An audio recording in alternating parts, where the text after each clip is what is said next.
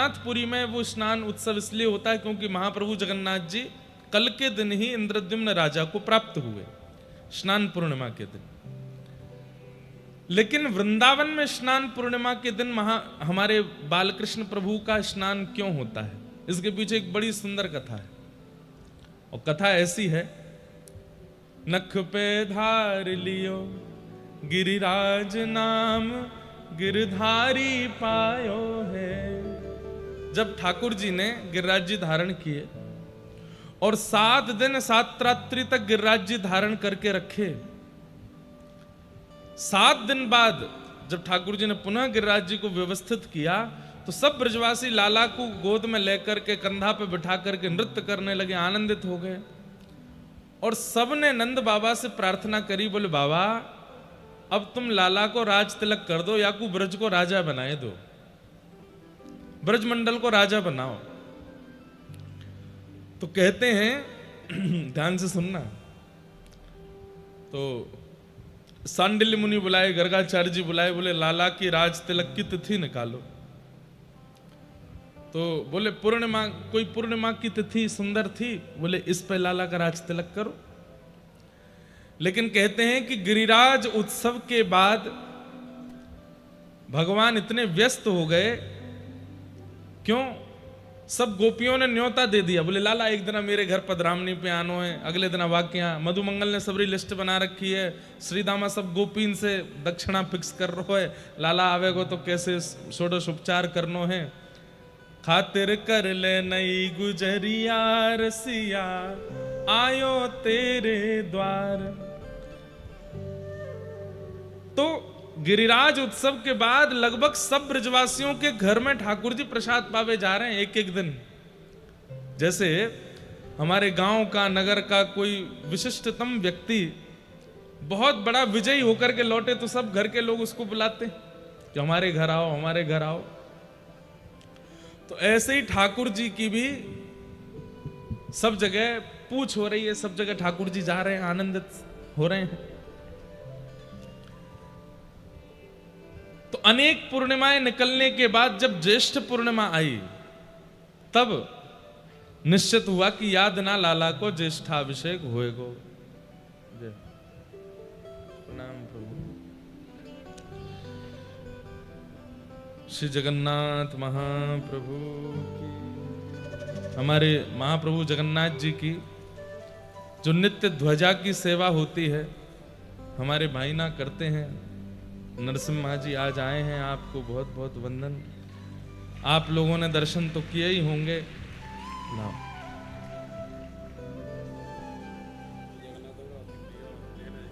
हैं? ये हमारा भी अति प्रिय।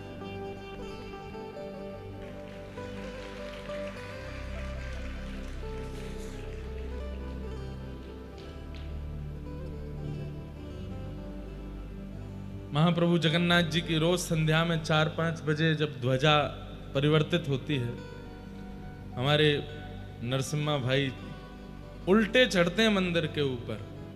आपका पूरे परिवार और सबका ये महाप्रभु जी की ये सेवा प्राप्त है। और उल्टे ऐसे ऐसे चढ़ते हैं मंदिर के ऊपर जाकर के, फिर वहां ध्वजारोहण करते हैं, ठाकुर जी की ध्वजा परिवर्तन करते हैं। ऐसे हमारे भाई ना आए हैं। सब हमारे ऊपर एक बड़ी कृपा है कि हमारे मित्र संसारी नहीं है, हमारे मित्र सारे मंदिरों के धाम के ही लोग सारे मित्र हैं। और इनसे मित्रता करने में कितना फायदा, कितनी बढ़िया बढ़िया बातें पता चलती हैं। ठाकुर जी का नित्य प्रसाद प्राप्त होता है, ठाकुर जी का दर्शन मिल जाता है। तो ऐसे सब हमारे सब सखा वृंद हैं, मित्र वृंद हैं। तो आज आप पधारे, बहुत बहुत स्वागत। ध्यान से सुनो सबरे। तो गिरिराज उत्सव के बाद लाल जी की राज तिलक करवे की योजना बनी, लेकिन ठाकुर जी इतने व्यस्त हो गए हैं, सब गोपियों के यहाँ एक एक दिन जा रहे हैं प्रसाद पाने, एक एक दिन जा रहे हैं अपनी खातिर करवाने। तो नंद बाबा ने श्रीदामा मधुमंगल से कही, अरे लाला को नहीं छोड़ोगे, वाको ज्येष्ठाभिषेक, वाको राज तिलक करनो है। तब सब ब्रजवासी बोले बाबा अब लाला जेठ तक तो बहुत व्यस्त है, सबरी गोपीन के यहाँ को प्रसाद है, जेठ में आप कर लियो। तो ज्येष्ठ में अति गर्मी भी होती है, ग्रीष्म ऋतु भी रहती है। तब ठाकुर जी ने मन में, नंद बाबा ने मन में विचार किया कि ठीक है, ज्येष्ठ की पूर्णिमा को लाला को राज तिलक करेंगे। तो कल के दिन ठाकुर जी हमारे वृंदावन चंद्र श्री राधा रमन लाल, श्री बालकृष्ण प्रभु, मदन मोहन जी, कल इनका राज तिलक हुआ। सब ब्रजवासियों ने मिलकर के लाला को तिलक कियो और अति ग्रीष्म हैवे के कारण यमुना जल ले लेकर के आए हैं और लाला को अभिषेक कर रहे हैं। इस भाव से वृंदावन में ज्येष्ठाभिषेक मनाया जाता है, ठाकुर जी का अभिषेक किया जाता है। नंद को मन वांछित दिन आयो, नंद को मन वांछित दिन आयो। पिता को सबसे ज्यादा प्रसन्नता कब होती है? जब उसका पुत्र अपने पिता के स्थान को ग्रहण करे। अभी तक व्रज के राजा नंद बाबा थे, लेकिन कल के दिन व्रज के राजा श्री ठाकुर जी हो गए। तो नंद बाबा आज बड़े प्रसन्न हैं। नंद को मन वांछित दिन आयो, नंद को फूली फिरत यशोदा रोहिणी, फूली फिरत यशोदा रोहिणी, उर आनंद ना समायो,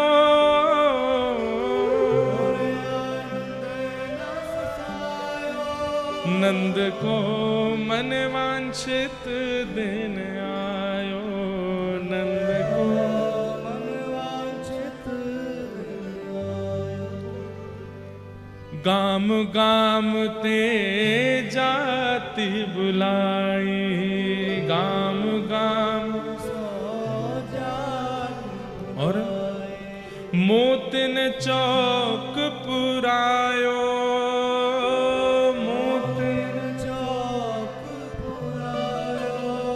ब्रज वनिता सब मंगल गावे, ब्रज वनिता सब मंगल गावे, बाजत घोष बधायो, बाजत घोष बधायो, नंद को मन वांछित दिन आयो, नंद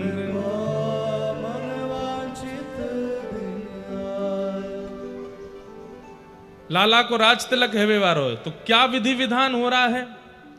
प्रथम रात्रि यमुना घट भीतर, प्रथम रात्रि यमुना घट भीतर, प्रथम रात्रि यमुना जल घट भर के, प्रथम रात्रि यमुना अधिवासन करवायो, अधिवासन मतलब जो हम आज करेंगे, यमुना जी का जल घड़ाओं में भर भर के उसका अधिवासन मतलब उसको सुगंधित करेंगे, उसमें केसर डालेंगे, इलायची पीस के डालेंगे, ब्रास डालेंगे, ठंडा करेंगे, मोगरा के पुष्प डालेंगे, कुछ गुलाब के पुष्प डालेंगे, उसमें थोड़ा गुलाब जल डालेंगे, चंदन डालेंगे, उसको सुगंधित करेंगे, इसको अधिवासन करेंगे। उठी प्रभात कंचन चौकी धर, उठी प्रभात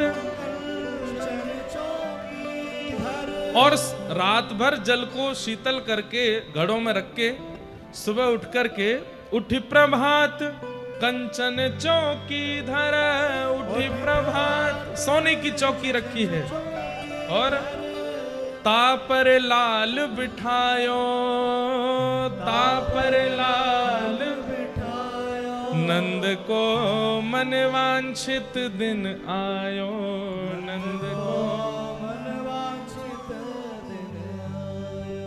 आहा, श्री ठाकुर जी बैठे हैं, मंद मंद मुस्कुरा रहे हैं, चारों तरफ सब ब्रजवासी खड़े हैं और अब एक एक करके आ रहे हैं, लाला को अभिषेक कर रहे हैं। राज बैठ अभिषेक करत हैं, राज बैठ अभिषेक करत हैं, विप्रन वेद सुनायो, विप्रन वेद सुनायो। आहा, ज्येष्ठ शुक्ल पुण्यो दिन सुरवधु ज्येष्ठ शुक्ल पुण्यो दिन हर एक फूल बरसायो हर एक फूल बरसायो नंद को मन वांछित दिन आयो नंद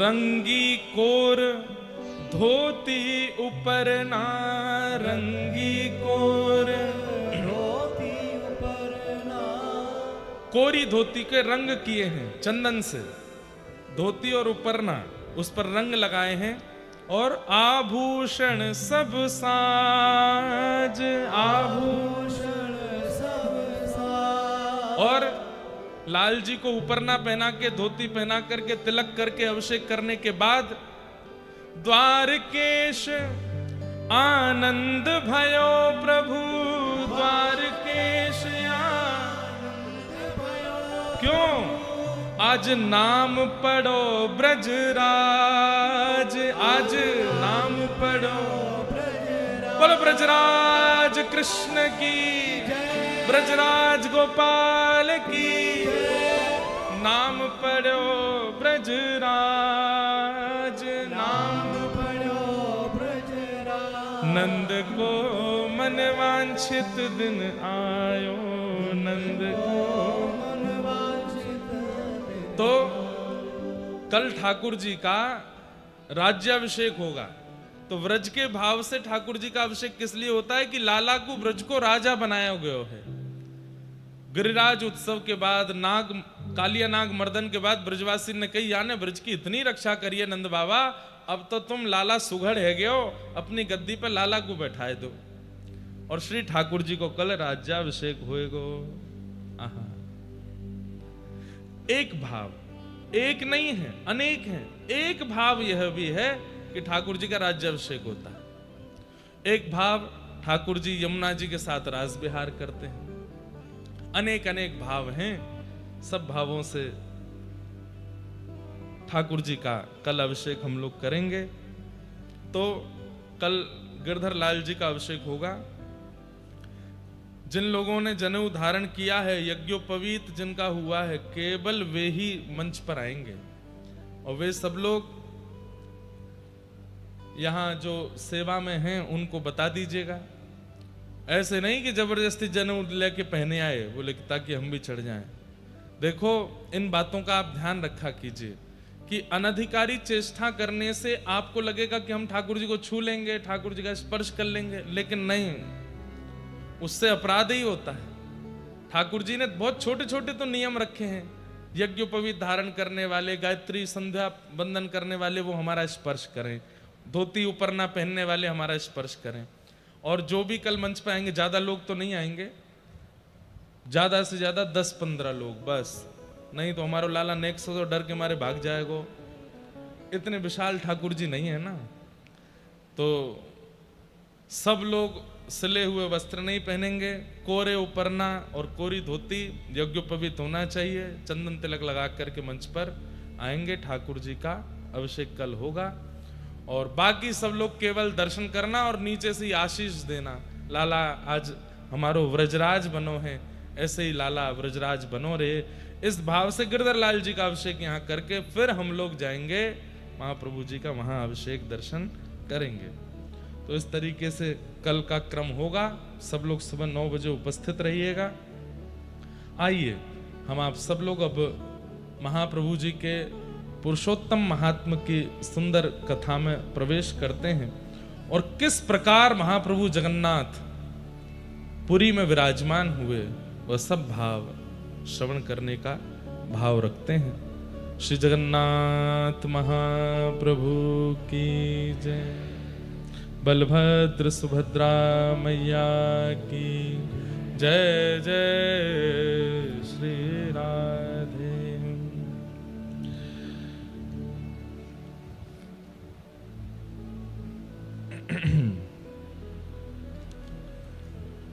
स्कंद पुराण पुरुषोत्तम महात्मा श्री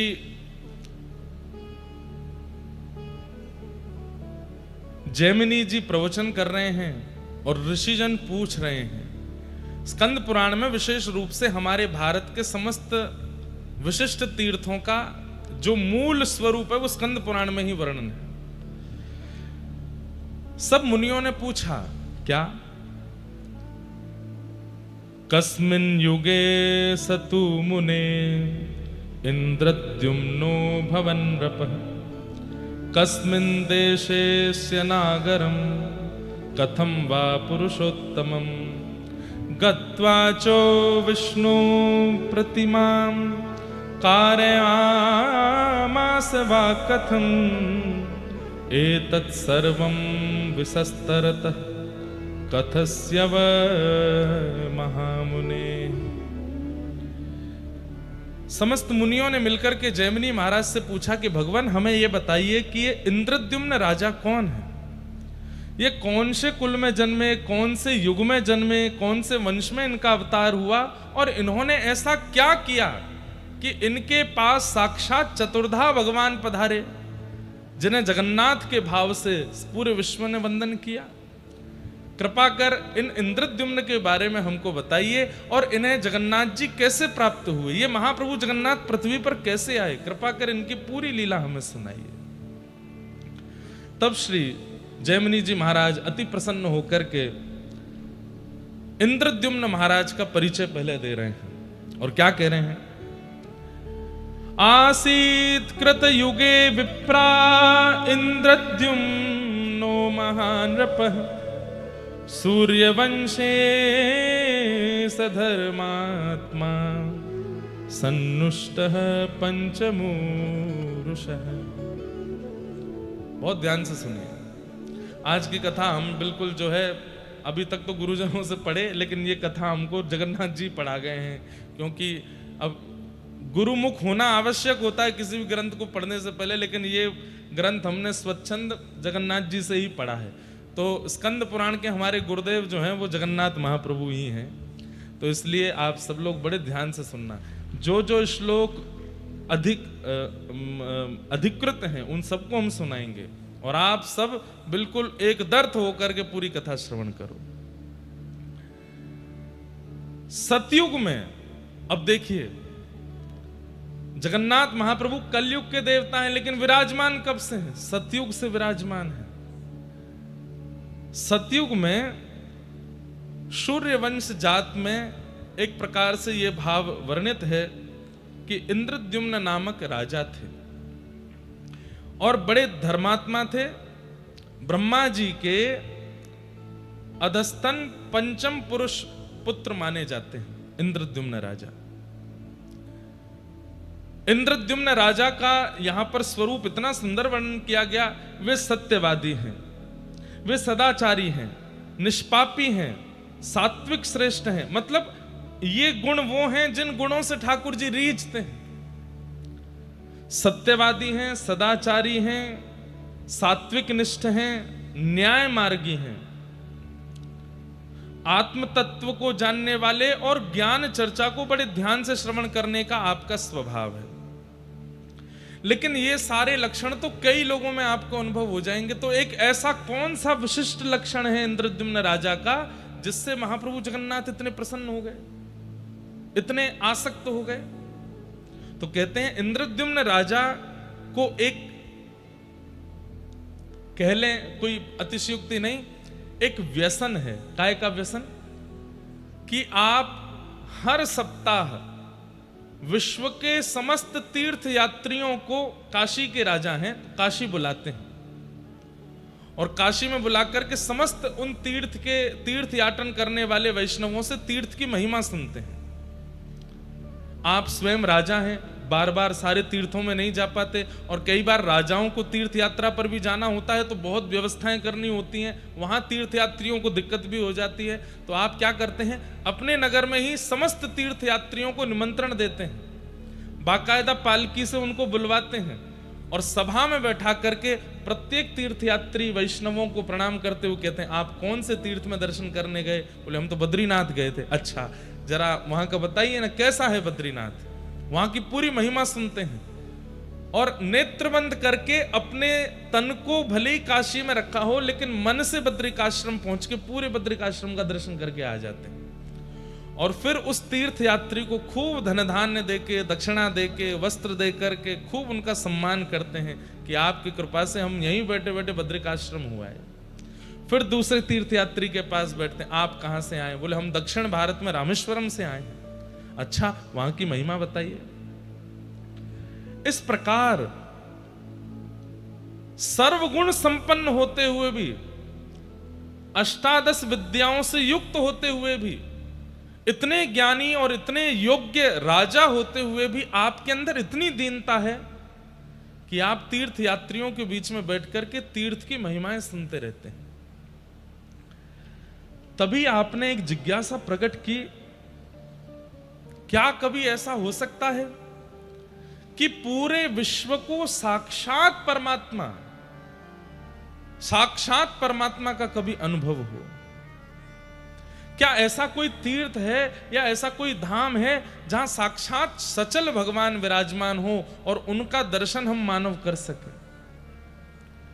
इतनी योग्यता तो हमारे पास नहीं कि हम जप करें, तप करें, साधन करें, यज्ञ करें। करते हैं, लेकिन कोई ना कोई भूल तो होती है।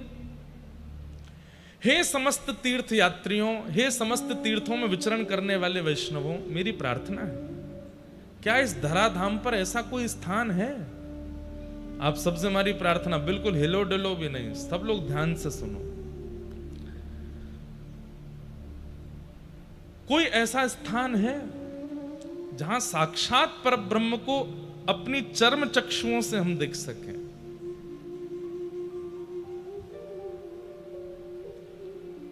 तब आपने प्रश्न किया कि आद्रतो व्याजहारेदम ज्ञायता क्षेत्र मुक्तमं यत्र साक्षात् जगन्नाथं पश्यामो नेन चक्षुष। जगन्नाथ केवल इन्हीं को नहीं कहते, परम पुरुष परमात्मा जो इस पूरे जगत का रक्षक है वो जगन्नाथ ही हैं। और इंद्रद्युम्न राजा कहते हैं, क्या कोई ऐसा स्थान है जहां पूरे जगत को चलाने वाले साक्षात पर ब्रह्मनाथ विराजमान हो और हम अपने चरम चक्षुओं से उनको देख सकें? क्या इस पृथ्वी पर ऐसा कोई स्थान है? एक प्रकार से इंद्रद्युम्न राजा ने घोषणा करके इसको पूरे विश्व में फैलवाया इस प्रश्न को कि है कोई ऐसा स्थान जहां साक्षात पर ब्रह्म का दर्शन मानव कर सके। तब एक वृद्ध से परम वैष्णव, परम विद्वान, ललाट पर अति तेज है, ऐसे एक तीर्थ यात्री परम वैष्णव महात्मा उस सभा में आए और उन्होंने आकर के कहा, राजन आपका प्रश्न मुझे प्राप्त हुआ तो मैं दौड़ा चला आया आपके पास। आपकी जो जिज्ञासा है शायद उसका समाधान मेरे पास है। ये सुनते ही तो इंद्रद्युम्न राजा बोले, क्या हम जीवात्मा प्रत्यक्ष ठाकुर जी को देख सकते हैं? बोले हाँ, एक स्थान है। कहां पर? बोले मैं अपने बाल काल में वहां दर्शन करने गया था। कौन सी जगह है वो? कि औड्र देश इति ख्यातो वर्षे भारत संज्ञके दक्षिणस्योदधिस्तीरे क्षेत्रम श्री पुरुषोत्तमम। औड्र देश यानी कि उड़ीसा। उड़ीसा प्रांत में दक्षिणमुखी दक्षिणस्थ महोदधि यानी कि समुद्र नारायण, उनके तट पर एक क्षेत्र विराजमान है जिसका नाम है श्री पुरुषोत्तम क्षेत्र। ध्यान से सुनिएगा। उस श्री पुरुषोत्तम क्षेत्र में तत्र नीलगिरिर्नाम समन्तात् काननाव्रतः एक वन है। और उस वन को चारों ओर से वन ने घेरा है। बीच में एक सुंदर सा छोटा सा एक पर्वत है जिसका नाम है नीलगिरी। बंधुओं, हम सब लोग भुवनेश्वर से जब जगन्नाथपुरी की ओर आते हैं, आप सबने ये अनुभव किया कि नहीं, पर मैं हर बार करता हूं, 8-9 किलोमीटर दूर से ही श्री मंदिर इतना ऊंचा दिखाई देता है, लेकिन जैसे ही आप सिम्मत द्वार पर पहुंचेंगे तो लगता है कि शिखर इतना ऊंचा तो नहीं है, महाप्रभु जगन्नाथ जी का मंदिर इतना ज्यादा ऊंचा तो नहीं है कि इतनी दूर से दिखाई देता है। वास्तव में अब आजकल ड्रोन चलते तो हैं, आजकल दर्शन करने की विधा ऊपर से है तो सही, लेकिन देखा जाए तो जगन्नाथपुरी और विशेष रूप से जहां भगवान जगन्नाथ विराजमान है वो श्री मंदिर एक पर्वत के ऊपर है। वो थोड़ा सा पूरी जहां पर हम अभी भी बैठे हैं इससे भी थोड़ा ऊंचाई पर है, वो नीलगिरी पर्वत है। तो तत्र नीलगिरिर्नाम समन्तात् काननाव्रत, एक वन से आच्छादित नीलगिरी पर्वत है। तस्योत्संगे कल्पवृक्षः समन्तात् क्रोश सम्मितः, वहां पर एक कल्प वृक्ष, एक वट वृक्ष है, वहां पर एक रोहिणी कुंड भी है, वहां साक्षात ठाकुर जी विराजमान है, परमात्मा विराजमान है। किस रूप से, किस नाम से? श्री नील माधव भगवान, नील माधव भगवान के रूप में वहां पर ठाकुर जी विराजमान है। ठाकुर जी का नाम जगन्नाथ पूर्व से ही है, यहां पर कितनी बार जगन्नाथ शब्द का ही भाव आता है। यत्र साक्षात् जगन्नाथः शंख चक्र गदाधर जंतूनां दर्शनान् मुक्तिं यो ददाति कृपानिधि। वहां पर साक्षात जगन्नाथ भगवान विराजमान है। कैसे? बोले चतु व्यूह रूप में, अपने चतु हस्त कमलों में शंख चक्र गदा पद्म लेकर के साक्षात नील माधव जगन्नाथ भगवान विराज रहे हैं। वे आंखें भी मटकाते हैं, वे बोलते भी हैं, वे चलते भी हैं। और अन्य तीर्थों में तो मानव का जाकर के कल्याण होता है, लेकिन मैंने उस तीर्थ में देखा कि कौवे ने चलते हुए किसी वस्तु को पाने के लिए उनके सामने आया है वो कौवा, और जैसे ही उस वस्तु को पाने लगा अचानक से उसने नेत्र खोल करके जैसे ही नील माधव भगवान को देखा, उसके भी चतु हस्त प्रकट हो गए और वो मुक्त होकर के भगवत धाम को प्रस्थान कर गया।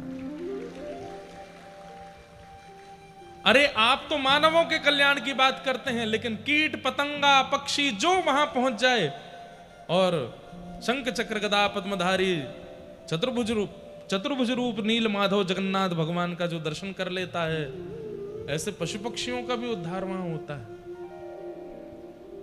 नील माधव भगवान जो पूर्व में यहां विराजमान थे, बाद में फिर उन्हीं नील माधव भगवान का चतुर्धा रूप प्रकट हुआ। सुदर्शन जी, जगन्नाथ जी, सुभद्रा जी और श्री बलभद्र जी। कैसे ये पूरी कथा है, ध्यान से सुनना। यत्र साक्षात् जगन्नाथ, साक्षात जगत का उद्धार करने वाले परमात्मा वहां विराजमान है। और इस बात का प्रमाण है, क्यों? जंतूनां दर्शनान् मुक्ति, दर्शन करते ही मुक्ति मिलती है वहां पर। ऐसे धाम का मैंने दर्शन किया है राजन, और मुझे विश्वास है कि आप उस स्थान पर जाएंगे, दर्शन करेंगे और उस स्थान से पूरे विश्व को लाभान्वित करेंगे। तत्र गत्वा जगन्नाथं दृष्ट्वा स हि गिरो यथा कटकावास संस्थानं भूप्रदेशं प्रयच्छ।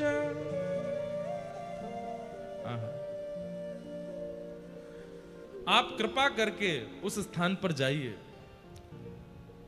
उस स्थान के समीप में कटक नामक एक स्थान है। कटक का नाम देखिए यहां पर भी है, कटका वास संस्थानम भूप्रदेशम प्रमीयच। वहां जाकर के आप अपनी पूरी राजसभा को कैसे लेके जाना चाहते हैं उसकी पूरी व्यवस्था आप कटक में रह करके कर सकते हैं। लेकिन नाथ, आपकी जो जिज्ञासा है वो इसी प्रांत में जाकर के और उन चतुर्धा रूप भगवान का दर्शन करके ही पूर्ण होगी। सुन करके इंद्रद्युम्न राजा के नेत्र सजल हो गए, हस्त कंपायमान होने लगा, प्रेम के सारे लक्षण चित्त में प्रकट होने लगे। आप इतने आनंदित हो गए, आप तो तुरंत जैसे मानो नृत्य करने लगे कि आहा कितनी बड़ी कृपा, मैं साक्षात प्रभु को देखूंगा, साक्षात भगवान का दर्शन करूंगा। बोले हाँ, आप जाके वहां कर सकते। लेकिन राजा का एक प्रोटोकॉल होता है, राजा सीधे सब जगह नहीं जाता, पहले मंत्री जाएंगे, सेनापति जाएंगे, वे जाकर के वहां व्यवस्था देखेंगे और उसके बाद ही मुख्य राजा जा सकता है। क्योंकि आप काशी से आने वाले राजा, सब लोग ध्यान से सुनो, बिल्कुल स्पष्ट रूप से, कोई बाहर की बात नहीं होनी है, केवल जगन्नाथ जी के प्राकट्य की कथा होनी है। ना सोइएगा ना सोने दीजिएगा किसी को, कोई झपकी भी आवे तो कोहनी मार देना, बहुत पुण्य मिलेगा आपको। हाँ बिल्कुल, किसी को भी आलस्य मत करने दो। लेकिन राजा का नियम है। अब देखो, कल भी एक किसी ने प्रश्न किया तो भगवान विरह क्यों देते हैं? विरह देखो अभी कैसा विरह देंगे। इंद्रद्युम्न राजा, आप तो तैयार थे जाने के लिए, लेकिन पूरे राज्यसभा ने निर्णय लिया कि राजन आप पहले नहीं जाएंगे, आप पहले अपने पुरोहित जी को भेजिए। पुरोहित जी जाएंगे और इन तीर्थयात्री के द्वारा बताए गए सारी भावों को देख करके वे वहां देख करके आएंगे, नील माधव जगन्नाथ भगवान का दर्शन करके आएंगे और वे सब आपकी व्यवस्था देख के आएंगे। आप जाएंगे तो कहाँ रुकेंगे, कहाँ प्रसाद बनेगा, इतनी सेना जाएगी, सेना कहाँ रुकेगी, वहां के जो उत्कल देश के राजा हैं उनको बता करके आएंगे। ये सब नियम है, राजा ऐसे नहीं निकल सकता। इंद्रद्युम्न बोले मैं तो बहुत उतावला हो रहा हूं, मुझे जाने दीजिए ना। बोले नहीं, आप अभी नहीं जाएंगे, आप कृपा कर अपने पुरोहित जी को भेजिए। तो राजा के ऊपर भी कई लोग होते हैं, आचार्य लोग, जिनकी आज्ञा राजा को माननी पड़ती है। तो इंद्रद्युम्न राजा का मन तो बहुत था, भैया ये पंखा बंद है, किसी से कह के पंखा चलवाए दो। कई लोग बेचारे एसी की आड़ में, अच्छा इतनी वेदना में थे आप लोग, फिर भी देखो कितने अच्छे शांत होकर के सुन रहे थे पूरी कथा। गर्मी तो नहीं लग रही ज्यादा, कुछ तो थोड़ी बहुत लग रही है, पर ये पंखा चलाने के लिए लगे हैं, पेमेंट तो पूरा होगा इनको, तो चलवा भी दो। ठाकुर जी की लीला कैसी है देखो। राजा है इंद्रद्युम्न, वे चाहें तो क्या नहीं कर सकते, तुरंत पहुंच सकते हैं, लेकिन सब ने रोक दिया, बोले आप नहीं जाएंगे, पहले पुरोहित जाएगा। काश इंद्रद्युम्न चले जाते, ये बाद में आपको पता चलेगा। आपने अपने पुरोहित जी को बुलाया और कहा कि महाराज आप कृपा करके जाएं। तो पुरोहित जी बोले मैं तो अस्वस्थ हूं, मैं अपने छोटे भाई को भेजूंगा। और चल गए। बोलो जगन्नाथ महाप्रभु की। वाह भैया, ये तो ऐसा लग रहा है जैसे स्विच बंद जानबूझ के कर रखा था, आपको कहीं जाड़ा नहीं लग जाए, सर्दी नहीं लग जाए। हाँ क्या?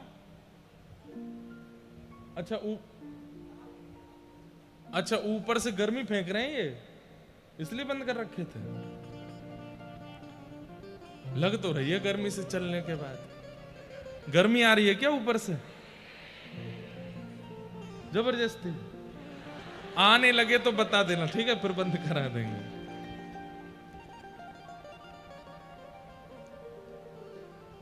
थोड़ा सरल सहज भाव में राजा ने अपने पुरोहित जी से कहा, तो पुरोहित जी बोले मैं तो वृद्ध हो गया हूं, शायद मैं इतनी निपुणता नहीं रखूंगा, पर मैं अपने छोटे भाई विद्यापति को भेजता हूं। वे जाकर के आपके इस जो नियुक्त स्थान है उसका दर्शन करके और पूरी योजना बना करके आएंगे और आपको बताएंगे। अब देखिए, ये विद्यापति भी अभी तो हमने पहली बार पढ़ा, पर मैं इसकी खोज करूंगा। विद्यापति का कोई पूर्व जन्म का या पूर्व काल का कोई तो संबंध है कि इनको नील माधव भगवान का प्रत्यक्ष दर्शन हुआ?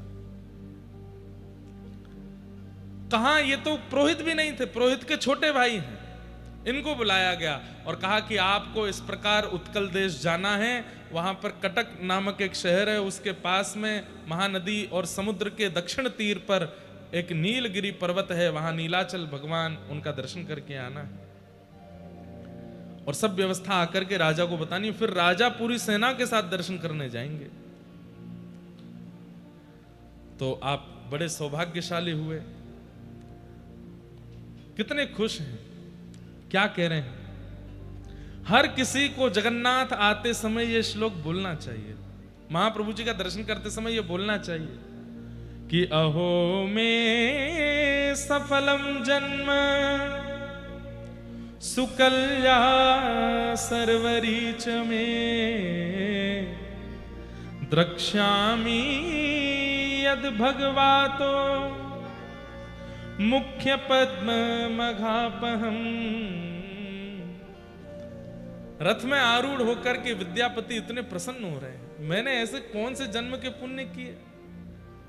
मेरा तो दूर दूर तक कोई संपर्क संबंध नहीं था इंद्रद्युम्न से, लेकिन फिर भी इनके पुरोहित का मैं छोटा भाई हूं और कहां से मुझे बुला करके मुझे भेजा जा रहा है? अरे ये मुझे भेजा नहीं जा रहा है, मुझे बुलाया जा रहा है।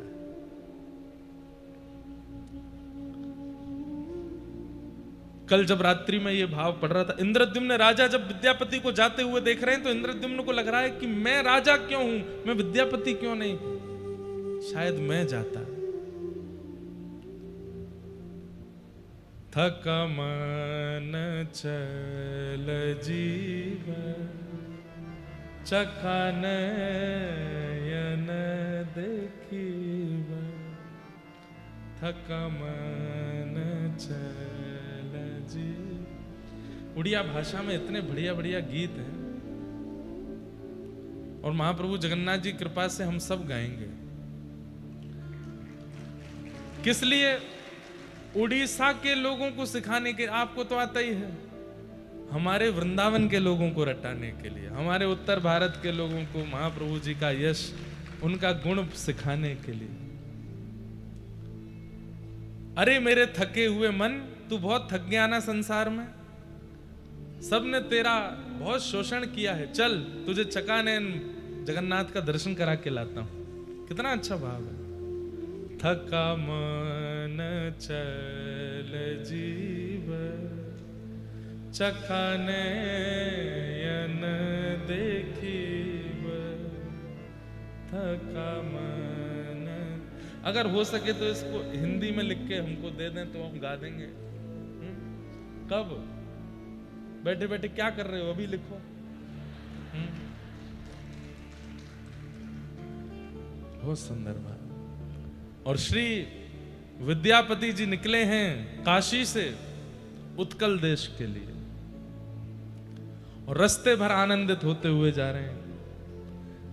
अहो में सफलम जन्म सुकल्या सर्वरीच में द्रक्ष्यामि यद भगवतो मुख पद्म पद्म खापहम। मैं कितना बड़ा सौभाग्यशाली हूं, वो कमल नयन कमल मुख वाले ठाकुर जी का मैं दर्शन करूंगा। मैं कितना सौभाग्यशाली हूं। और विद्यापति निकल पड़े हैं नील माधव भगवान का दर्शन करने के लिए। आप चलते चलते रास्ते भर आनंदित करते हुए आ रहे हैं। कैसे आऊं रे कन्हैया, कैसे आऊं रे नंद लाला, तेरी गोकुल नगरी बड़ी दूर नगरी, दूर नगरी बड़ी दूर। विद्यापति निकले हैं, हम भी साथ में चलें और इस उत्कल देश का दर्शन करें मीराबाई के शब्दों में। कैसे आऊं रे नंद लाला, कैसे आऊं रे नंद लाला, कैसे आऊं मदन गोपाला, कैसे आऊं मदन गोपाला, कैसे आऊं रे नंद लाला, कैसे आऊं मदन गोपाला, तेरे गोकुल नगरी बड़ी दूर नगरी, दूर नगरी बड़ी दूर नगरी, दूर।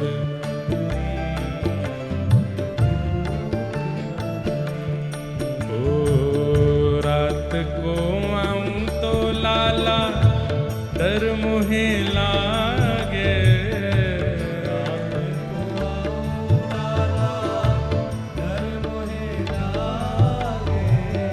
रात को आऊं तो कान्हा डर मुहे लागे, रात को आऊं तो कान्हा डर मुहे लागे, दिन को आऊं तो देख सारी नगरी बड़ी दूर नगरी, हो दिन को आऊं तो देख सारी नगरी।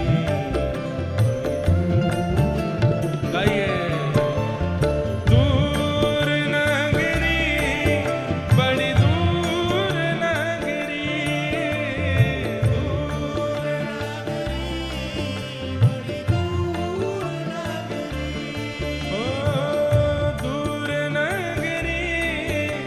बड़ी दूर नगरी, दूर नगरी बड़ी दूर। वैसे ये हमको गाना तब चाहिए था जब हम पुरी से दूर थे। हम तो आ गए हैं पुरी में, लेकिन फिर भी नाथ देह से तो आपके धाम में आ गए, मन से भी पहुंच जाएं।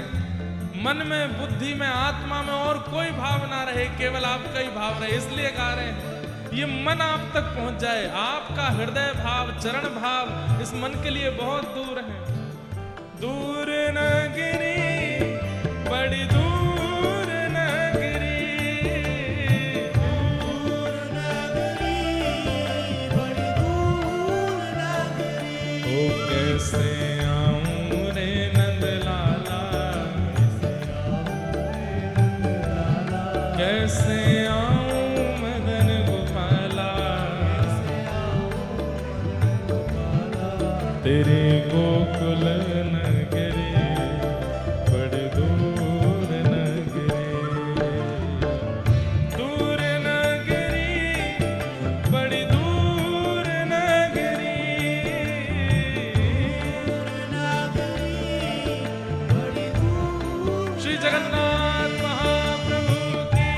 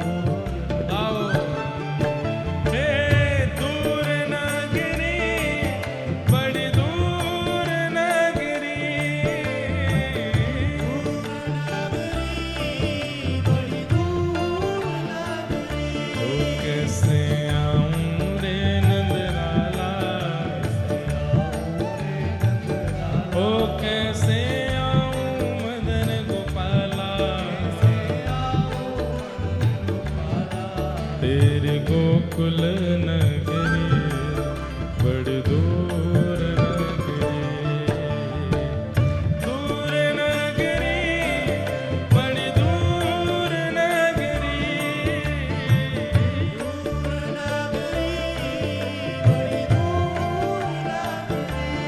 ओ मीरा कहे प्रभु गिरधर नागर, मीरा कहे प्रभु मीरा कहे प्रभु गिरधर नागर, मीरा कहे प्रभु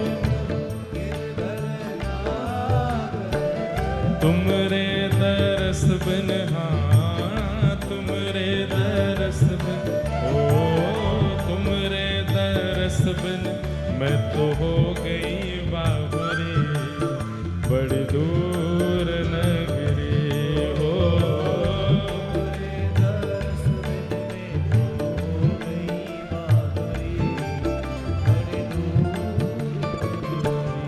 हे दूर नगरी बड़ी दूर नगरी,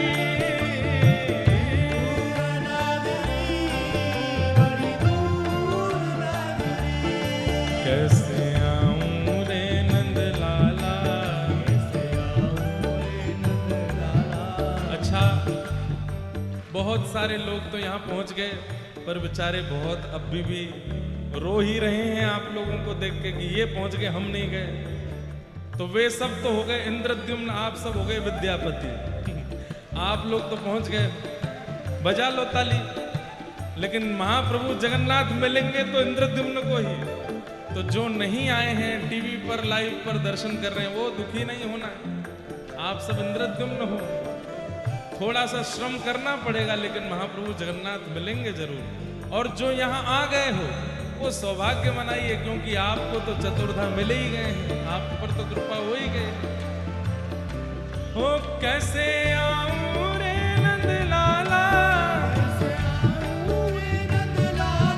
कैसे आऊं मदन गोपाला, तेरी गोकुल नगरी बड़ी दूर नगरी, दूर नगरी बड़ी दूर नगरी, ओ दूर नगरी बड़ी दूर नगरी,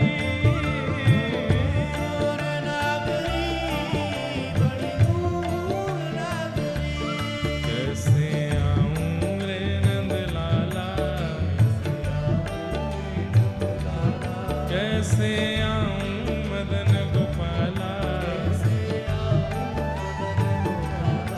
तेरी गोकुल नगरी बड़ी दूर नगरी,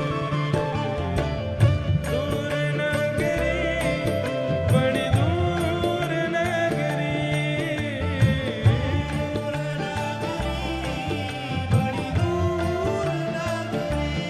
ओ दूर नगरी बड़ी दूर नगरी,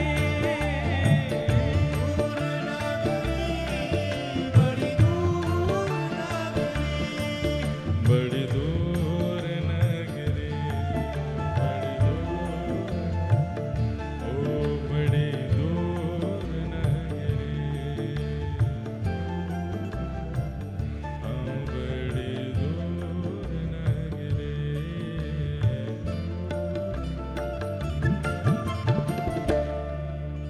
थका मन चल जीवन, चकानयन देखीब, थका मन चल, चकानयन देखीब, शंखनाभिमंडलारे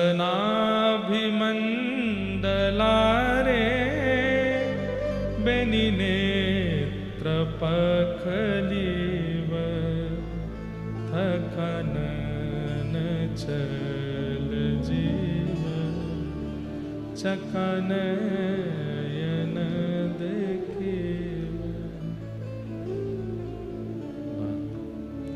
विद्यापति जा रहे हैं। जैसे ही विद्यापति ने उत्कल प्रांत में प्रवेश किया, कई यहां पर वर्णन किए गए, लेकिन इसमें सबसे ज्यादा आश्चर्यजनक बात जो थी, श्री क्षेत्र में प्रवेश करते ही उन्होंने क्या अनुभव किया। शंख चक्र गदा पद्म धारिणो दद्रशे नारायण। आप लोगों को आश्चर्य होगा, लेकिन यह बात वास्तविक है। विद्यापति जी क्या देख रहे हैं कि श्री क्षेत्र में प्रवेश करते ही जो भी दिख रहा है, सबके शंख चक्र गदा पद्म, सब चतुर्भुज रूप में है। हमें आपको नहीं पता चल रहा है, पर हम भी अभी इस वक्त चतुर्भुज रूप हैं। इस वक्त हम सब चतुर्भुज हैं। दो भुजा हमारी ये हैं, दो दिख नहीं रही हैं। ठाकुर जी को दिखती हैं वो, या फिर कोई श्रेष्ठ जन हो उनको दिखती हैं। श्री क्षेत्र में हर व्यक्ति चतुर्भुज रूप हो जाता है। शंख चक्र गदा पद्म धारिणो दद्रशे नारायण जन्मांतरितमात्मानं बुबुधे दिव्य रूपिणम। सब दिव्य रूप में दिखाई दे रहे हैं। अरे पशु पक्षियों के भी चार चार भुज हैं, मानवों के भी चार चार भुज हैं। और ये सब दर्शन करके तो विद्यापति मानो सबको प्रणाम करने लगे। नीलाचल धाम में, इस श्री क्षेत्र में सब प्रणम्य हो गए, सबको वंदन करने लगे। अच्छा, एक बात, कई बार ना लोगों के मन में एक प्रश्न आ जाता है कि श्री जगन्नाथपुरी में कई लोग बड़े अनधिकारी कर्म भी करते हैं। समुद्र के तट पर चले जाओ, इतनी दुर्गंध आती है, कई बार मच्छी आदि भी खा जाते हैं, और भी कुछ बहुत कुछ होता है। कई बार इससे संशय होता है कि इतना सुंदर श्री क्षेत्र, वैसे इसके लिए यहाँ के सब हमारे जगन्नाथपुरी के लोकल लोगों ने कोर्ट में इसके लिए कहा भी है कि भाई ये पुरी क्षेत्र है, ये कितनी बड़ी महिमा स्कंद पुराण में है, यहाँ पूर्ण रूपेण मांस भोज आदि ये सब बंद होना चाहिए, कोई टूरिस्ट प्लेस नहीं है, ये श्री क्षेत्र है, महाप्रभु जगन्नाथ जी का क्षेत्र है। यहां पर पूर्ण रूपेण वर्जित, और इसका पूर्ण दायित्व उड़ीसा की गवर्नमेंट का होना चाहिए कि यहां ये सब कार्य ना चले। स्कंद पुराण में जितने बड़े श्री क्षेत्र का वर्णन है, कम से कम उतने बड़े श्री क्षेत्र में तो पूर्ण प्रतिबंधित होना चाहिए, बिल्कुल भी नहीं महाप्रभु जगन्नाथ जी के। अब हो क्यों रहा है, महाप्रभु जगन्नाथ जी क्यों नहीं कुछ कहते? भाई देखो, कलयुग में भगवान ने पहले ही कह दिया कि मैं शांत रहूंगा, मैं कुछ नहीं बोलूंगा, मैं कुछ भी नहीं कहूंगा। इसलिए ठाकुर जी नहीं बोलेंगे, ये हमारा दायित्व है, क्योंकि धर्म की रक्षा हमको करनी पड़ेगी। भगवान धर्म स्थापित करते हैं हमारे भरोसे कि तुम रक्षा करना, बाद में मैं स्थापना करके मैं जा रहा हूं। तो ये तीर्थ धाम सब स्थापित हो गए, आद्य गुरु शंकराचार्य हुए, कितने बड़े बड़े महापुरुषों ने आकर के सब किया। हम आप सबका दायित्व है कि कम से कम अपने पूर्वजों के द्वारा प्रतिष्ठित व्यवस्थित जो व्यवस्था है उसको बचा तो लें कम से कम। हमारे वृंदावन में भी भीतर नहीं है। वृंदावन की एक बात कहेंगे आपको कि वृंदावन के भीतर मांस भोजन आदि नहीं, सीमा पर होता है, लेकिन उसके लिए भी हम लड़ते हैं कि क्यों सीमा पर भी नहीं होना चाहिए, दूर करिए वृंदावन से। ठाकुर जी की रास स्थली है वो, ठाकुर जी की जन्म स्थली है, ठाकुर जी की क्रीड़ा स्थली है। सदा वृंदावन वसती लीला परिचरो जगन्नाथ स्वामी नयन पथगामी भवतु में। जगन्नाष्टक में भी कहते हैं कि सदा वृंदावन वसती, वृंदावन में बसते हैं जगन्नाथ जी, वहीं लीला करते हैं। इसलिए वहां पर तो ब्रजवासी मिलकर के थोड़े बहुत हट पूर्वक नहीं करने देते, पर सीमा में भी जो है उसको भी हटाने की पूरी योजना कर रहे हैं। हमारे यहाँ के ब्रजवासी बालक लगे हैं दंडवती लगाने में कि अरे सरकार यहाँ पर मांसाहार बंद हो, खान पान की व्यवस्था बिल्कुल। वृंदावन में पी करके आने वाली की भी, अब देखो पुलिस और प्रशासन के लोग, कई बार आपने हाईवे पे देखा होगा, रात में 11 बजे के बाद एक मशीन लेके खड़े रहते हैं, सबसे कहते हैं इसमें फूंक मारो, और चेक करते हैं कि पी तो नहीं रखे। प्रत्येक धाम में भी ऐसा ही होना चाहिए, बाहर से ही हर आदमी को चेक करो पी तो नहीं रहे हैं, गलत काम तो नहीं कर रहे हैं। अरे भाई ये आपके मनोरंजन का स्थान नहीं है। मनोरंजन करना है गोवा जाइए, मनोरंजन करना है। अच्छा एक और बात, गोवा को ही क्यों कहे मनोरंजन के लिए, वो भी नहीं है मनोरंजन का स्थान। एक बहन हमको 1-2 दिन पहले मिली, इतने सुंदर दर्शन उन्होंने कराए। वो बैठी हैं क्या यहाँ कथा में? बैठी होंगी और अभी उठेंगी नहीं, कहो तो उन्होंने इतने सुंदर दर्शन। गोवा में एकमात्र ऐसा मंदिर है जहां पर देवकी मैया की गोद में लड्डू गोपाल, एकमात्र ऐसा मंदिर है। संस्कृत का बहुत बड़ा विश्वविद्यालय गोवा में है। बड़े बड़े संस्कृतज्ञ जो केवल संस्कृत में बात करते सब गोवा में पढ़ते। उसको भी हम लोगों ने पर्यटन स्थल बना दिया। वास्तव में देखा जाए तो भारत में पर्यटन स्थल है ही नहीं, भारत में सब धार्मिक स्थल है। भारत सब पूरा धार्मिक है भारत। लेकिन फिर भी ये जो 4 धाम हैं कम से कम इनको तो सुरक्षित रखो। कभी कभी बहुत पीड़ा होती है कि समुद्र किनारे क्यों होता है ऐसा।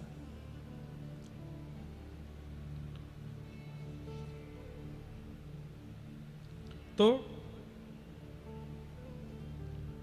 सब चतुर्भुज रूप में थे।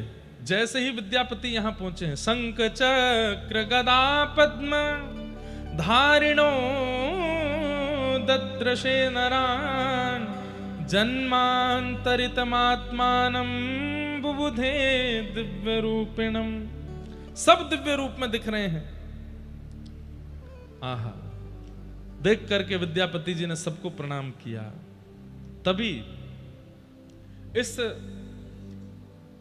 श्री क्षेत्र में सवर लोगों का निवास था। उन्हीं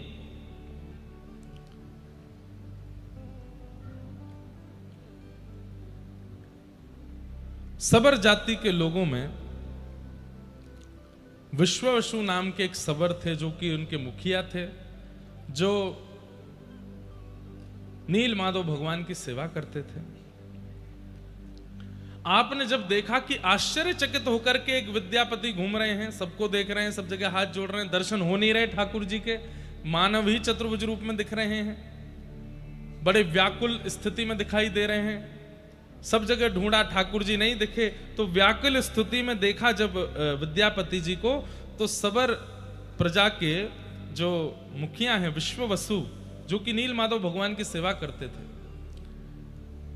उन्होंने जब आपको देखा तो आकर के उनसे पूछा कि कुत समागतो विप्र काननान्तः सुदस्तरम सुष्टुत्परितः शान्तश्च सुखमत्रास्त्रयतां चरिम। हे महाराज, आप कहां से आए हैं विप्रवर, और आपके मुखमंडल को देख करके लगता है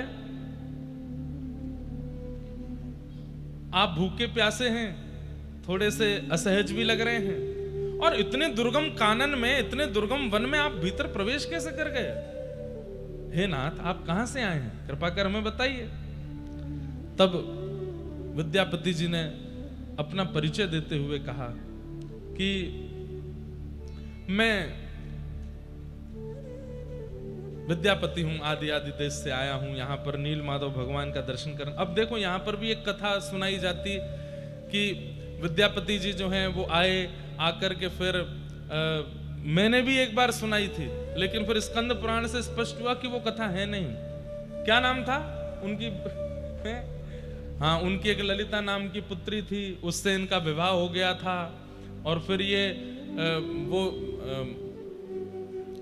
जो विश्ववसु थे, ये ऊपर दर्शन करने जाते थे, किसी को लेके नहीं जाते थे। एक बार विद्यापति जी पीछे पीछे सरसों लेकर के गए, दाने गिरते गए, वही दाने जो है एक दिन पुष्प बन गए, जाकर के नील माधव भगवान को ले आए, ऐसा। पर वो कथा नहीं है, स्कंद पुराण में नहीं है। जो पुरुषोत्तम क्षेत्र का महात्मा, उसमें ये कथा नहीं है।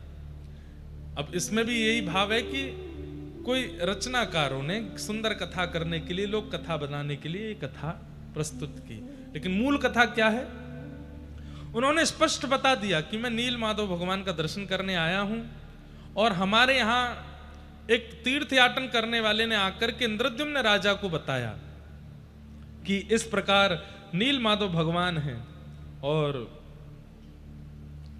उनका आप दर्शन करो।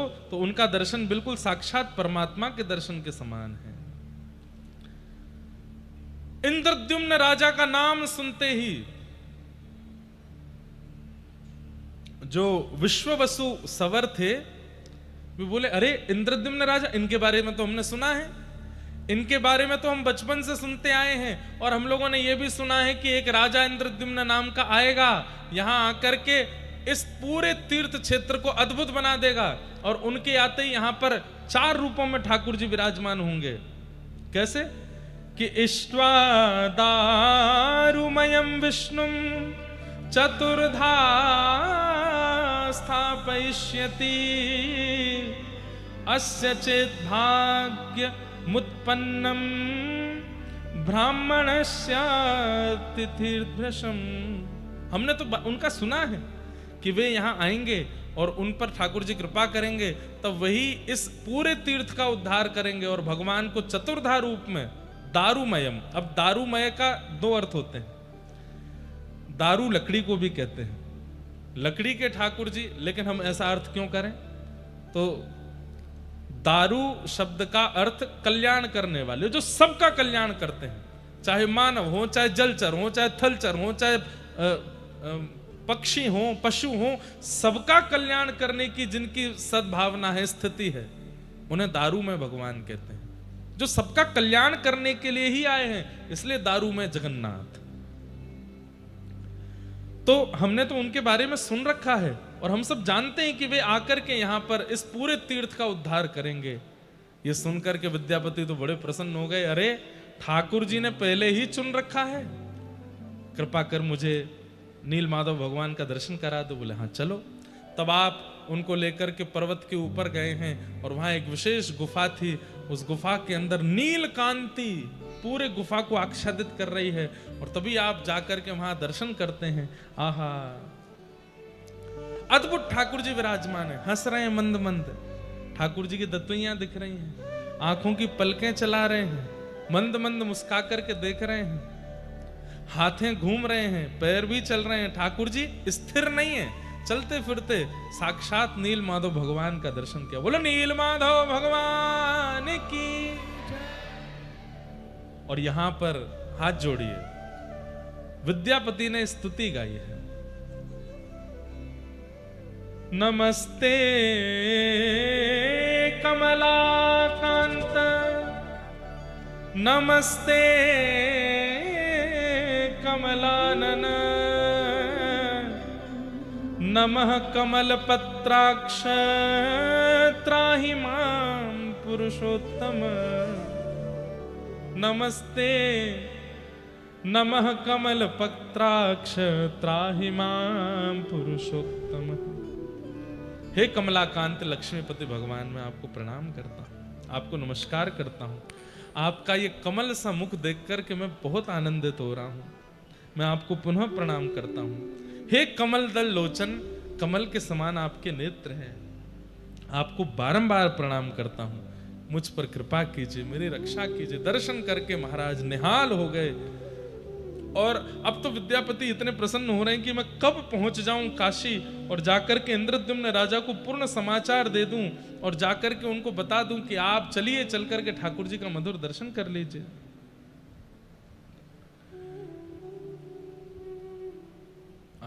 लेकिन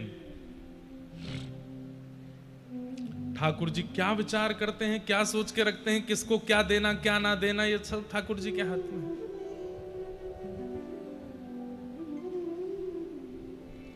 केवलम माधवम तत्र न द्रक्ष्यति महिपति, अचिरा देव भगवन्यस वर्णवालु कयाव्रत।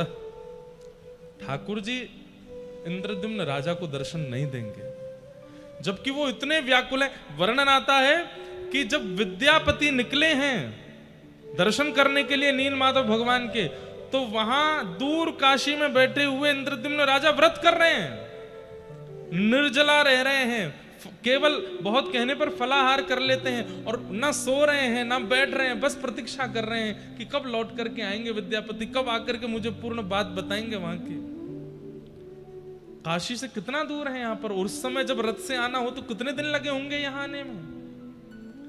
तब तक जब तक विद्यापति लौट करके नहीं आ गए, इंद्रद्युम्न राजा सोए नहीं है, बस बैठे हैं, प्रतीक्षा कर रहे हैं। प्रीतम तू मोहे प्राण ते प्यार। कोई प्राण प्रिय हो जाता है ना तो सबसे पहला उसके साथ क्या होता है, भूख चली जाएगी।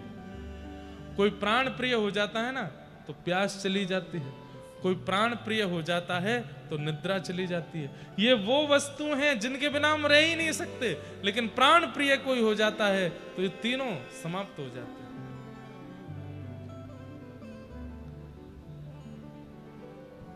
तुम मेरे नैनन में बसत नित, तुम मेरे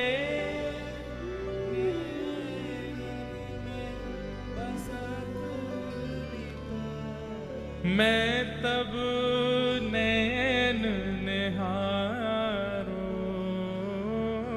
मैं तब नैन निहारो। प्रीतम तू मोहे प्राण ते प्यारो, प्रीतम तू है प्राण। तू जीवन धन सर्वस तू ही, तू सब गाओ। सर्वस तू ही, तू जीवन धन सर्वस तू ही, तू जीवन सर्वस तू ही, तू ही द्रगन को तारो, तू ही द्रगन को तारो। प्रीतम राधा रमण जगन्नाथ, तू मोहे प्राण ते प्यारो, जगन्नाथ तू मोहे प्राण। ये पद एक ही पंक्ति बहुत लोगों ने लिखी है, ये नारायण प्रभु जी का पद है। क्या कह रहे हैं, कितनी सुंदर बात है। जो तो कु पल भर ना निहारूं, जो तो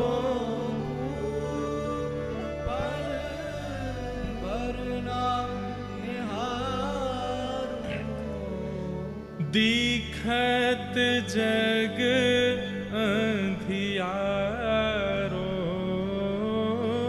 दिखत जग अंधियारो। तू मोहे प्राणंत प्यारो, प्रीतम तू मोहे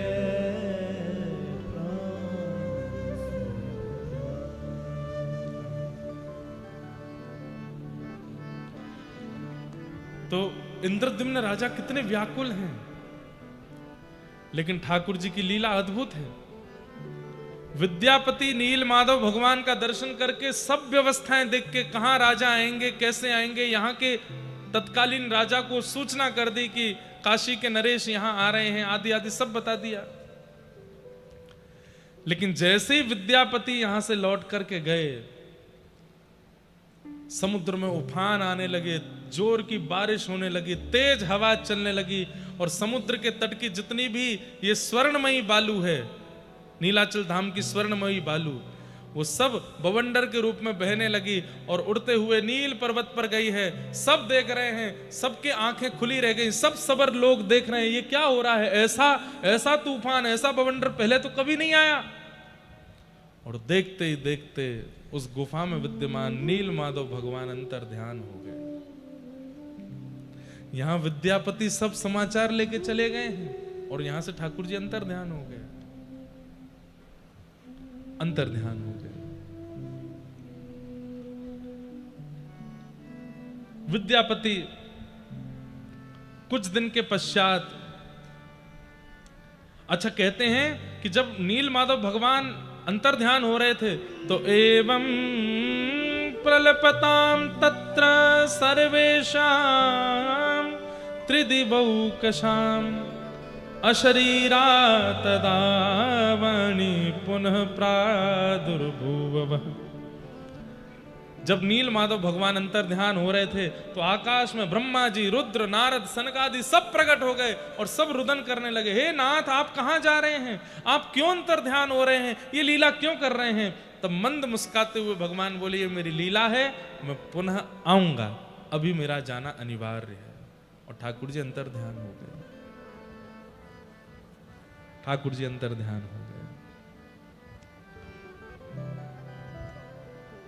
सब देखते रह गए और ठाकुर जी यहां से प्रस्थान कर गए। ऐसे नील माधव भगवान का दर्शन करके जब विद्यापति लौट करके गए हैं,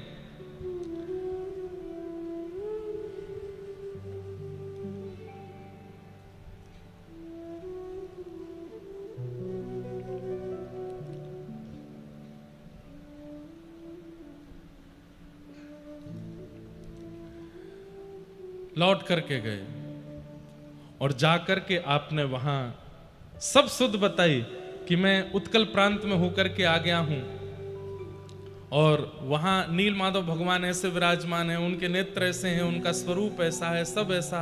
इंद्रद्युम्न राजा तो उत्सव मनाने लगे, नृत्य करने लगे, आनंदित हो गए। आपने तुरंत राज सिंहासन पर बैठ करके आज्ञा कर दी, सब व्यवस्थाएं तैयार करो, अब हम सब लोग यहां से श्री क्षेत्र, पुरुषोत्तम क्षेत्र को प्रस्थान करेंगे। वहां ठाकुर जी हमारी प्रतीक्षा कर रहे हैं, पर इनको क्या बताएं कि ठाकुर जी तो अंतर ध्यान हो गए वहां से। कहते हैं बड़े बड़े मुनि, बड़े बड़े ऋषि, सबको आपने निमंत्रित कर दिया कि सब आ जाइए, हम सब जाएंगे और जाकर के वहां नील माधव भगवान का दर्शन करेंगे, उन्हीं के साथ रहेंगे, आनंदित होंगे। इस प्रकार सब भावनाएं होने लगी। लेकिन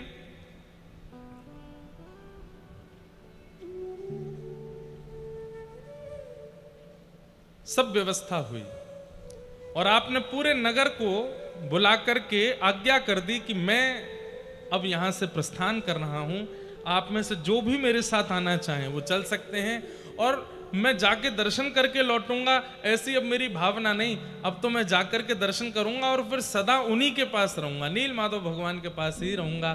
तो मैं इसी भावना से जा रहा हूं कि मैं लौट करके नहीं आऊंगा।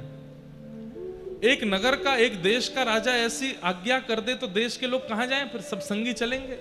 सब ने अपने बोरिया बिस्तर बांधे, बैलगाड़ियों में लगा लिए, कोई सब प्रकार से बड़े बड़े वेदज्ञ, बड़े बड़े ऋषि, बड़े बड़े महात्मन सब इंद्रद्युम्न राजा के संग हो लिए। राजा बड़े प्रसन्न हैं, नाचते गाते हुए, आनंद करते हुए, उत्सव मनाते हुए सब आ रहे हैं श्रीपुरी क्षेत्र के लिए, नील माधव भगवान का दर्शन करेंगे। आहा,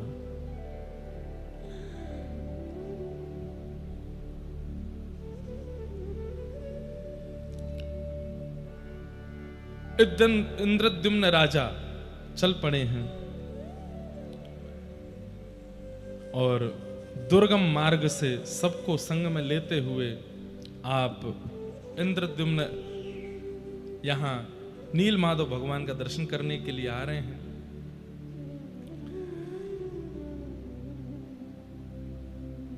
और यह भी बताया था विद्यापति जी ने आकर के कि वहां तो प्रचार है इस बात का, पहले से ही ये बात वहां घोषित हो गई है कि आप वहां जाएंगे और वहां जाकर के ठाकुर जी का सुंदर स्थापन करेंगे।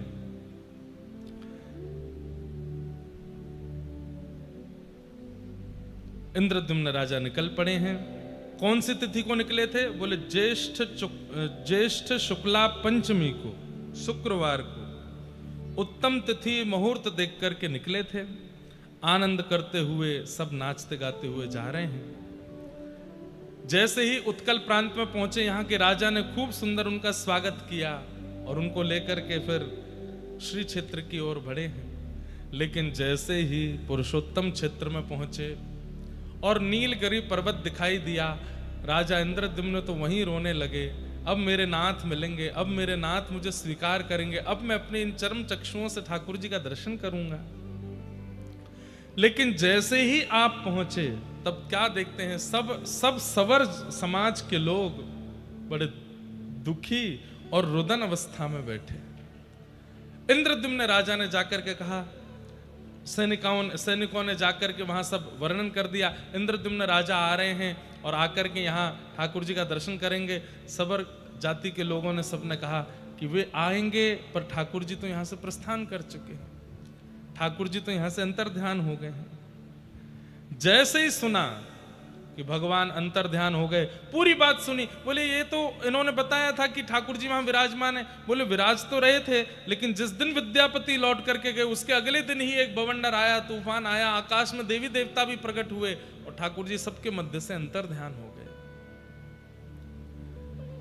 ये सुनते ही इंद्रद्युम्न राजा मूर्छित होकर के गिर पड़े, बहुत रोए, रो रो करके बेहाल हो गए। बोले नाथ नहीं मिलना था, मैं इतना बड़ा पापी हूं, मैंने इतने बड़े अत्याचार किए हैं, या मैं इतना ज्यादा कुभागी हूं कि आप मेरे आने की खबर सुनते ही अंतर ध्यान हो गए। अरे किसी को भी लगेगा, ठाकुर जी विराजमान थे लेकिन हमारे आते ही ठाकुर जी चले गए, ये बात सुनने में किसको उचित लगे?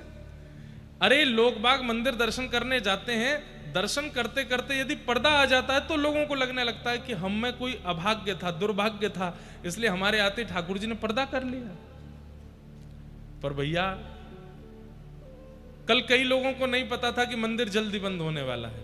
3-3, 4-4, 5-5 घंटे लाइन में खड़े होने के बाद में मंदिर पहुंचे, बस दर्शन होने ही वाले थे तो अचानक से अंदर से खबर आई मंदिर बंद।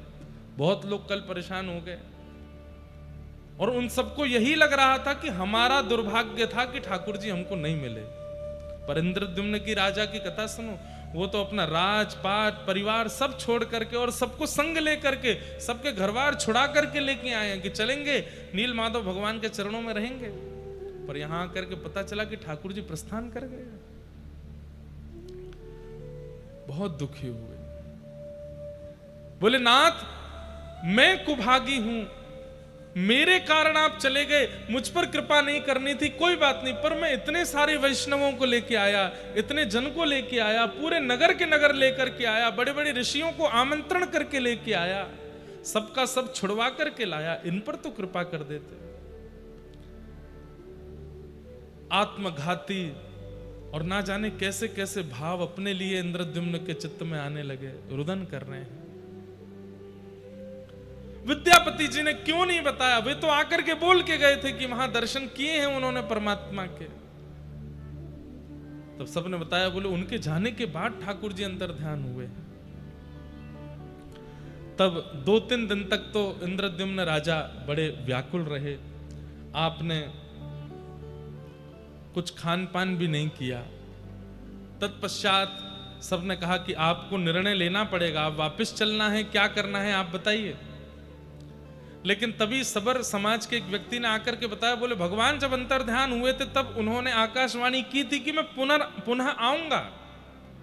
अब कब आएंगे ये तो नहीं पता, लेकिन वो कह के गए कि वे आएंगे।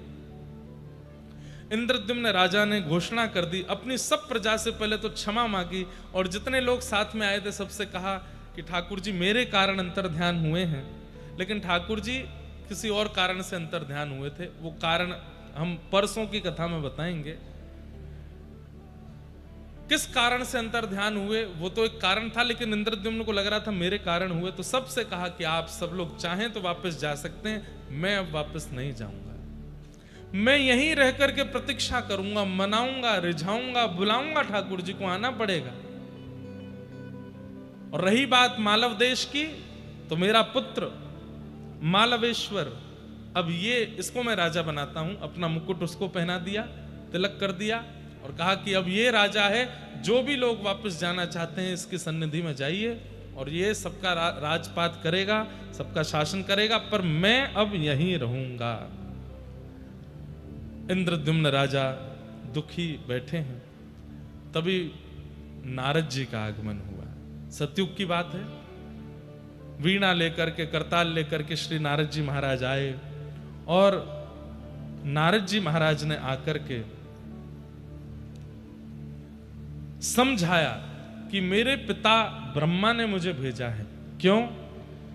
वे बोले हैं कि ठाकुर जी यमराज के किसी भाव को पूर्ण करने के लिए अंतर्ध्यान हुए हैं, तुम चिंतित मत हो, तुम्हारे द्वारा कुछ विशिष्ट ठाकुर जी को कराना है। पूरे विश्व को आज नहीं, कलिकाल तक और ना जाने कब तक लोगों को तुम्हारे द्वारा किए गए तब से प्रकट ठाकुर जी का दर्शन प्राप्त होगा, इसलिए तुम विचलित मत हो। मैं तुम्हारे पास इसीलिए आया हूं कि ताकि तुम विचलित ना हो, तुम भटको ना, तुम्हें समय समय पर मैं ध्यान दिलाऊंगा, तुम चिंता मत करो, ठाकुर जी आएंगे। बोले कैसे आएंगे, मुझे क्या करना पड़ेगा ये बताइए। बोले पूज्य पिताजी ब्रह्मा जी का ऐसा कहना है कि वे श्वेत द्वीप में जाकर के 1000 यज्ञ करेंगे भगवान को प्रसन्न करने के लिए, और उतने ही दिन तुम यहां विराज करके अश्वमेध यज्ञ करो और उस अश्वमेध यज्ञ के द्वारा ठाकुर जी को प्रसन्न करने का भाव रखो। तब इंद्रद्युम्न राजा को नारद जी ने आज्ञा दी और आज्ञा देकर के पुरी क्षेत्र में अश्वमेध यज्ञ करने का भाव रखा।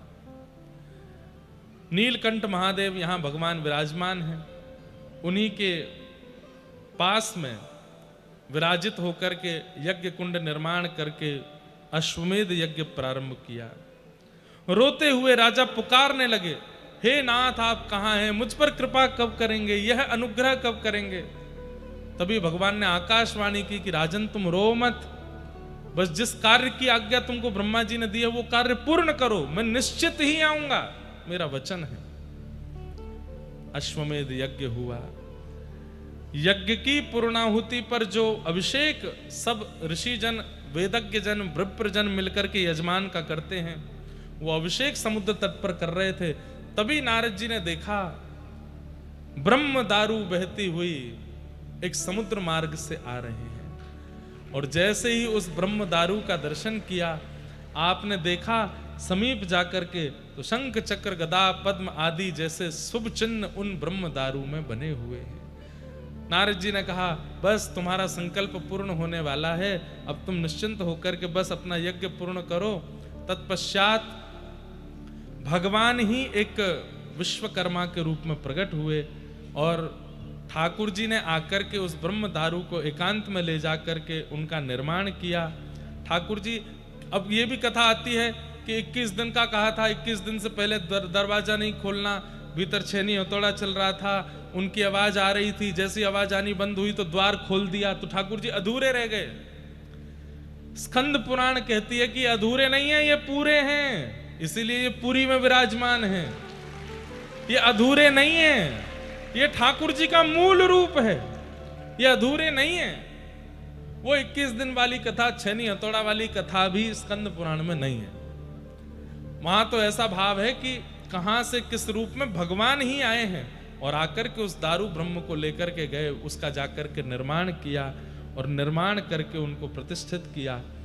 इंद्रद्युम्न राजा ने जैसे ही अपने चर्म चक्षुओं से पहली बार देखा, आहा अद्भुत रूप ठाकुर जी का, बड़े बड़े विशाल नेत्र हैं, अधर पर प्रबल मुस्कान है, मानो जैसे भुजा पसार करके इंद्रद्युम्न से कह रहे हो कि तुम इतने व्याकुल हुए मेरे लिए, आओ आकर के मेरे हृदय का आलिंगन कर लो। भुजा पसार करके महाप्रभु जगन्नाथ का स्वरूप प्रकट हो गया।